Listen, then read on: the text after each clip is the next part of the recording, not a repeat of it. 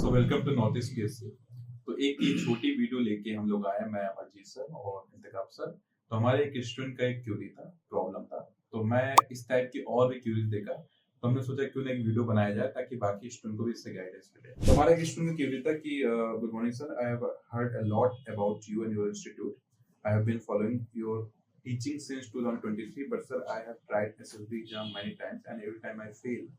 Sir, I am a mother of two children, both under the age of 5. I can't afford to come to Itanagar to join your offline classes. I have followed your online classes, but I think I am lacking something. Maybe my strategy of preparation is not correct. I am so frustrated and I want to study and prepare for exam, but I don't know where and how to start. Please do give me some advice on how should I start preparing for SSB exam and correct way to start online classes. तो generally यही सब problems हो सकता है कई student हमारे face कर रहे होंगे। जैसे आप लोगों को पता है डियर नॉर्थ ईस्ट पीएससी का हिस्ट्री क्या रहा है कि पहले होता था कि जो लोग ईटानगर नहा लोगों ने आ गए उन्हीं का एग्जाम निकलता था। लेकिन जब से नॉर्थ ईस्ट पीएससी आया तो हमने कोशिश किया है कि अरुणाचल के हर एक कोने से हमारे स्टूडेंट सिलेक्ट हो।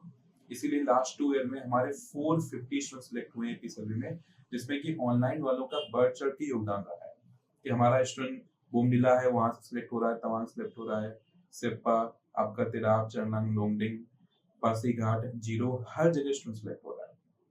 तो यहाँ पे अगर मैं इनकी प्रॉब्लम को ब्रेक डाउन करूँ तो सबसे बड़ी इनकी प्रॉब्लम ये है कि ईटानगर नहीं आ सकते हैं। तो इसकी कोई चिंता की बात नहीं है, आपको ऑनलाइन में बेस्ट एजुकेशन दी जाएगी। दूसरी बात क्या है कि वो एक मदर है, एक बच्चा उनका है, तो कहीं ना कहीं क्या होता है, अपने घर की जिम्मेदारी है। ऐसे हमारे कई स्टूडेंट होते हैं जो प्राइवेट जॉब कर रहे हैं, अपना पार्ट टाइम जॉब कर रहे हैं, अपने फाइनेंशियल को मैनेज करने के लिए, घर की नीड के लिए जॉब कर रहे हैं। कई स्टूडेंट पोस्ट ग्रेजुएट कर रहे हैं, पीएचडी कर रहे हैं और साथ साथ में एग्जाम की तैयारी कर रहे हैं। तो उनका काफी अमाउंट ऑफ टाइम उसमें जाता है, फिर उसके बाद उनको प्रिपरेशन करनी है। तो ये जो भी प्रॉब्लम अगर कोई भी स्टूडेंट फेस कर रहा है तो उन सब स्टूडेंट के लिए वीडियो है। तो सर आप इसमें अपनी क्या बात रखेंगे, पहले बताइए। सर जैसे नॉर्थ ईस्ट पीएससी में हमने जब भी चीजों को शुरू किया है तो हमेशा एक कंसर्न रहा है कि हमारे जो स्टूडेंट्स हैं वो क्या क्या प्रॉब्लम्स मेजरली फेस कर रहे हैं। उसी के अकॉर्डिंगली हमने पूरा सिलेबस डिजाइन किया, इवन क्लास की टाइमिंग्स प्लान किया।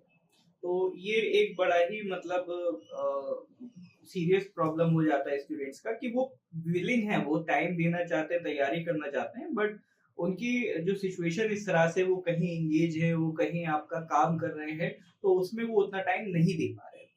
इसीलिए इस तरह जो स्टूडेंट्स प्रॉब्लम फेस कर रहे हैं तो उनके लिए सबसे बेटर है हमारा ऑनलाइन कोर्स। वो ऑनलाइन कोर्स में उन्हें सबसे बड़ा फायदा मिलता है लेक्चर्स की रिकॉर्डिंग, कि अगर वो टाइम पे क्लास नहीं भी कर पा रहे हैं तो उसका रिकॉर्डिंग अटेंड कर सकते हैं। और दूसरा इसमें सबसे बड़ा पॉइंट उनका ये हो जाता है कि टाइमिंग की कमी है। तो आप सबसे पहले तो ये फिक्स कर लें कि आप कितना टाइम निकाल सकते हैं, क्योंकि जब आपके पास टाइम की कमी होती है तो आपको चीजें प्रायोरिटी में करनी होती है। कि हो सकता है आपका कुछ टाइम होता हो सैटरडे पार्टीज का, संडे टूर का, तो वो सारा टाइम आपको कट आउट करना पड़ेगा, डेडिकेट करना पड़ेगा। तो जो आपकी रिस्पॉन्सिबिलिटी है, क्योंकि बीइंग ए मदर हम इस चीज को बहुत अच्छे से समझते हैं कि एक रिस्पॉन्सिबिलिटी काफी बढ़ जाती है। और इवन बहुत से ऐसे एस्पिरेंट्स हैं जो मैरिड हैं, मैरिड लाइफ में भी टाइम नहीं दे पा रहे हैं, या जिनका कहीं जॉब है, जॉब की वजह से टाइम नहीं दे पा रहे हैं। तो उन सारे स्टूडेंट्स को एटलीस्ट कुछ मिनिमम आवर्स खुद पहले प्लान करने होंगे कि वो कितना टाइम निकाल सकते हैं। एटलीस्ट सर कितने आवर्स की स्टडी चाहिए आपके अकॉर्डिंग पर डे के हिसाब से? देखिए सर, एक आइडियल स्टडी तो मैं मानता हूँ अराउंड मिनिमम 6 आवर्स की होती है एक आइडियल स्टडी। लेकिन अगर जैसे इस तरह का अगर केस है तो एटलीस्ट आई थिंक मिनिमम 2 से 3 आवर्स वो 3 to 4 आवर्स इनफ है। हाँ, क्योंकि अगर आप 2 महीने में निकाल पा रहे हैं, आप 6 महीने निकाल लीजिए, 3 to 4 आवर्स इनफ टाइम है, दे सकता है।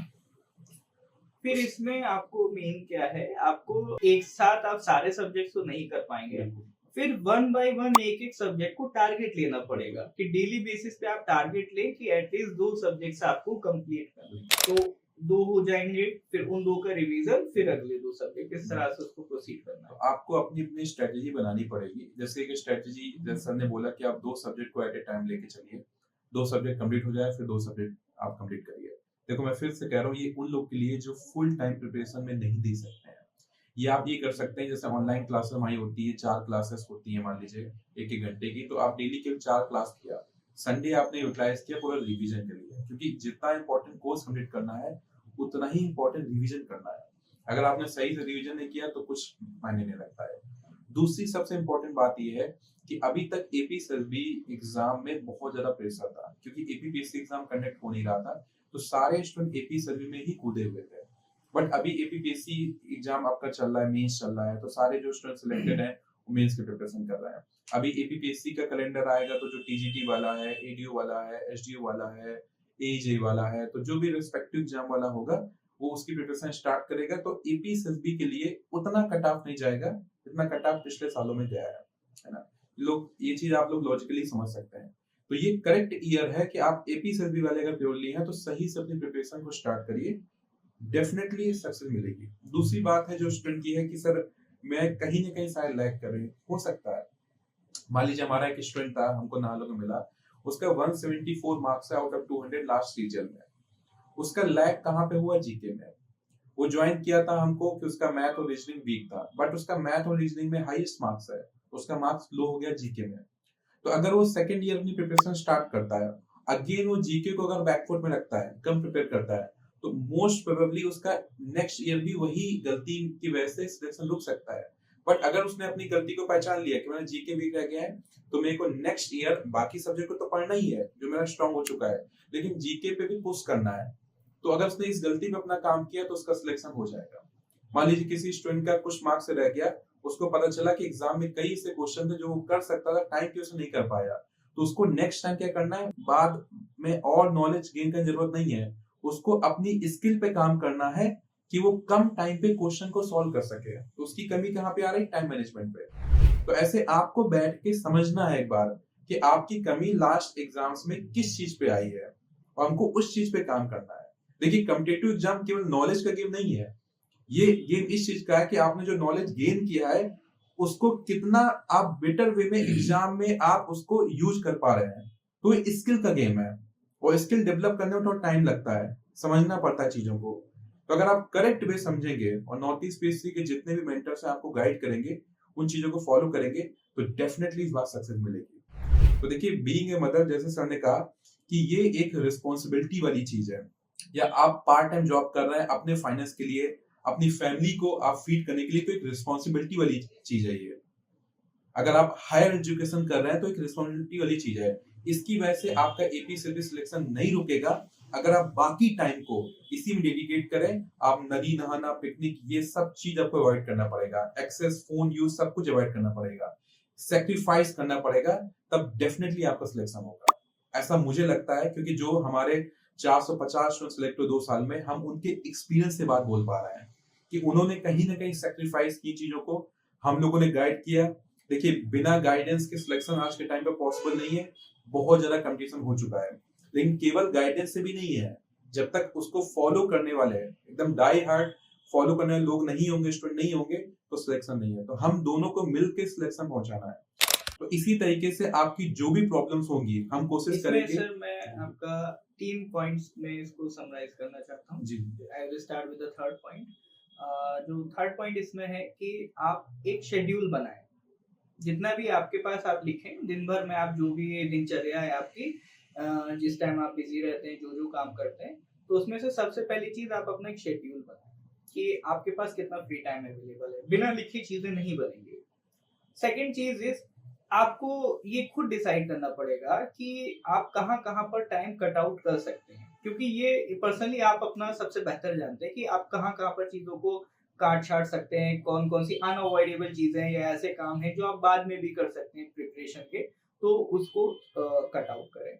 और पहला पॉइंट है कि अपने ऊपर कॉन्फिडेंस रखें, क्योंकि एक मदर ने ही यूपीएससी में, आईएएस में सेकंड रैंक निकाली है, ठीक है। तो वो सबसे बड़ा गेम है कॉन्फिडेंस का।